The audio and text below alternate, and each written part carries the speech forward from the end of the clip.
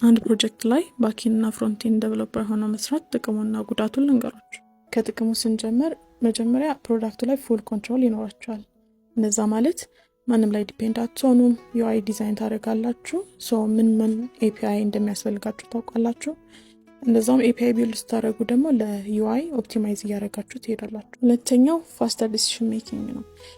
ብዙ ጊዜ ዲሲሽን ሜክ የሚደረገው ከቲምሜት ጋር ተሰብስበው ሁሉም በወሰነበት ነገር ስለሆነ ላይክ ብቻችሁን የምትሰሩ ከሆነ ለአንድ ክሊያንትም ቢሆን የራሳችሁ ፕሮዳክትም ቢሆን ላይክ ለፋስተር ዲሲሽን ሜኪንግ ይጠቅማችኋል ማለት ነው። ሶስተኛው ቤተር ፕሮብለም ሶልቪንግ፣ ሁሉንም የሲስተሙን ፓርት በደንብ አንደርስታንድ ታደርጋላችሁ። ሁሉንም ለራሳችሁ ስለሆነ ዴቨሎፕ የምታደርጉት ቴክኒካሊ ስትሮንገር እየሆናችሁ ትሄዳላችሁ ማለት ነው።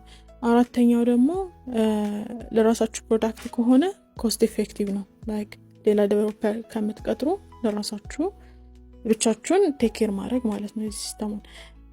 አምስተኛው ስትሮንገር ፖርትፎሊዮ ነው።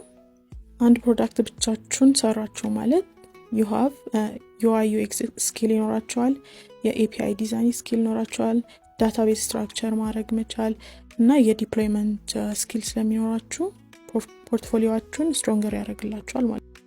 ወደ ጉዳቱ ወይንም ደግሞ ዲስአድቫንቴጁ ስንመጣ ዋና ጉዳቱና እኔንም አጋጥሞ የነበረው በርናውት ነው። ፕሮዳክቱ በዛ ያለ ፊቸር የሚኖረው ከሆነ ሚኒማም በሁለት ሰው የሚሰራን ፕሮዳክት ብቻችሁን ሃንድል ማድረግ በጣም ከባድ ነው። ረጅም ሰዓት ቁጭ ብላችሁ መስራት ይጠበቅባችኋል። ስዊች ያደረጋችሁ ከሁለቱ ጋር ስዊች ያደረጋችሁ ስለምትሰሩ ሜንታል ኦቨርሄዱ በጣም ከባድ ነው። ሌላው ደግሞ ያን ያህል ፕሮግረስ ቶሎ ላታሳዩ ትችላላችሁ።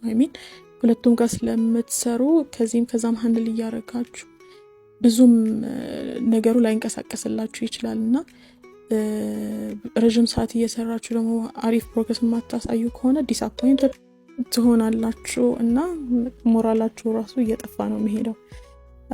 በዚህ ዙሪያ እኔንም ያጋጠመኝ ነገር ነበርና እሱን በሌላ ቪዲዮ ነግራችኋለሁ። እኔ ራሴን ፕሮዳክት እየሰራው እንደሆነ ታውቃላችሁ።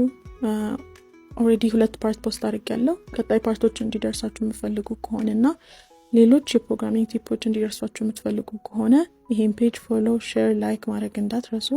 ባይ